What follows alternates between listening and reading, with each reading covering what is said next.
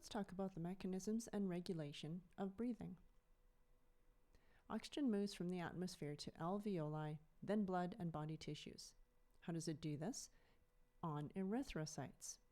Erythrocytes, or red blood cells, contain a substance called hemoglobin, or HB for short, which picks up oxygen in the lungs and carries it to body cells. When hemoglobin reaches tissues with low concentration of oxygen, it releases oxygen. Then oxygen diffuses into the cells. Hemoglobin greatly increases the carrying capacity of blood oxygen. When oxygen binds with hemoglobin, it is called oxyhemoglobin. Carbon dioxide is produced in the cell by cellular respiration. It then diffuses into the blood. Carbon dioxide can be transferred back to the lungs in 3 ways. 10% of CO2 is dissolved in blood plasma. 20% joins with hemoglobin and is called carbaminohemoglobin. The remaining 70% of CO2 forms carbonic acid, which is quite acidic, and it lowers blood pH. So it's buffered to prevent the blood from becoming too acidic. It changes to bicarbonate ions and hydrogen ions. Let's look at this in a picture. So CO2 from the tissue cells diffuses into the blood, joins with water, becoming carbonic acid, which is very acidic, and is immediately buffered to form bicarbonate ions, and that's how it is carried to the lungs to be exhaled as CO2. In order for gas exchange to occur in the lungs, air must move in and out. This is accomplished by breathing, both inspiration and expiration. Air always moves from areas of high pressure to areas of low pressure.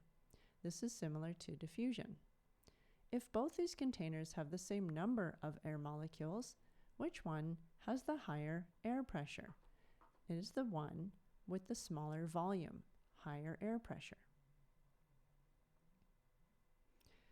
During inspiration or inhalation, the intercostals, the muscles between the ribs, contract, pulling ribs up and out. The diaphragm, the muscle at the base of the ribs, separating the thoracic cavity from the abdominal cavity, flattens, so it lowers. The abdominal muscles relax, allowing compression by the diaphragm.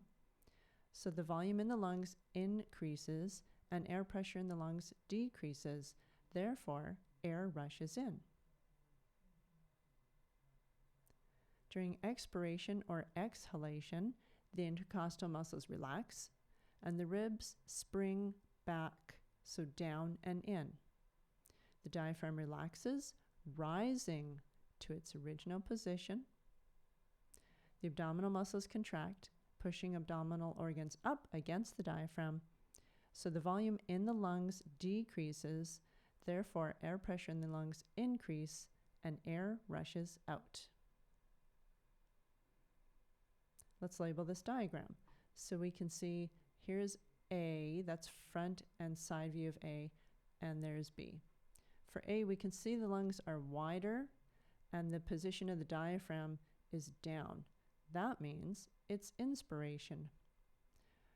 This one, where the diaphragm is up higher and the lungs are smaller, so the ribs have moved in and down, is expiration. So once again, inspiration is where the intercostals contract, so the ribs move up and out. And we can see the diaphragm contracts, it moves down, so it pulls air into the lungs. During expiration, the intercostals relax, the ribs move down and in, and the diaphragm relaxes, moving up, pushing air out. The amount of air that moves in and out of the lungs, which each breath can be measured with a spirograph. So on this graph, we can see this up and down portion. That is the tidal volume, which is a normal breath. So normally, humans breathe about 500 milliliters of air in and out. The inspiratory reserve volume is a forceful inhalation. It's the extra air that a person can take into their lungs. The expiratory reserve volume is forceful exhalation. The residual volume is the amount of air that remains in the lungs. So a person can never exhale all of the air in their lungs. There's always a little bit left. Vital capacity, you can see, is the total amount inhaled and the total amount exhaled. So it is the total amount of air that can be inhaled and exhaled. The total lung volume is self-explanatory. It's the total volume of the lungs, including the air that cannot be exhaled. So let's review. Tidal volume is the volume of air that can be inhaled and exhaled in a normal breath. Inspiratory reserve volume is the additional volume of air that can be taken into the lung. Expiratory reserve volume is additional volume of air that can be forced out of lungs. The vital capacity is the total volume of air that can be moved in and out of the lungs. The residual volume is the amount of air that remains in the lungs after a forceful exhalation. Regulation of breathing. Breathing is controlled by nerves. The medulla oblongata in the brain contains chemoreceptors, which test the amount of CO2 in the blood. If the chemoreceptors are stimulated by an increase in CO2, the medulla causes the diaphragm to move, increased breathing rates, so it lowers CO2 levels. It can be controlled. The medulla will take over if CO2 builds up. So carbon dioxide rises in the cells during cell activity. Let's say if you're exercising. So carbon dioxide rises in the blood. There's stimulation of the rib and diaphragm muscles, which increases the breathing rate. Carbon dioxide is removed from the blood.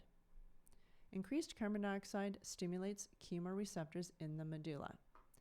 And it's negative feedback, which means once you've increased your breathing and the CO2 is removed, then your breathing will decrease when the problem is over. Breathing rate is mostly influenced by carbon dioxide. So high carbon dioxide, higher breathing rate. Other factors that affect breathing rate. High blood carbon dioxide, we did mention. This increases the breathing rate to remove CO2. Low blood oxygen, perhaps at a high altitude, also increases breathing rate. Carbon monoxide from car exhaust will increase breathing rate. Because remember, carbon monoxide is a competitive inhibitor that competes with oxygen for the active site on hemoglobin, and carbon monoxide will bind faster. And last, high blood adrenaline levels also increases the breathing rate. Adrenaline, which is a hormone, rushes, causing an increase in breathing rate. For more information on the respiratory system, watch the Crash Course Respiration Part 2. Let's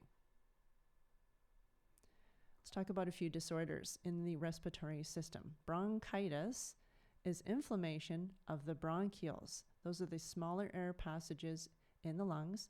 They get smaller because they're inflamed. Also may have excess mucus, which makes it difficult to breathe. It's harder to exhale than inhale. It can lead to asthma and emphysema. Bronchial asthma is reversible narrowing of the bronchial passage. Often people are given inhalers to decrease the spasms and the inflammation. Tissues that line the walls of the bronchioles swell and may cause bronchial spasms. Emphysema means there's increased resistance to airflow in the lungs. It's due to overinflation of the lungs, and the alveoli cannot handle the pressure, so they rupture, meaning there's less surface area for gas exchange and lowers O2 levels. It's usually a result of inhaling chemicals over time, including smoke. Lung cancer is uncontrolled growth of cells, which results in a tumor in the lungs. This means there's less surface area for diffusion of air. Blockages may occur.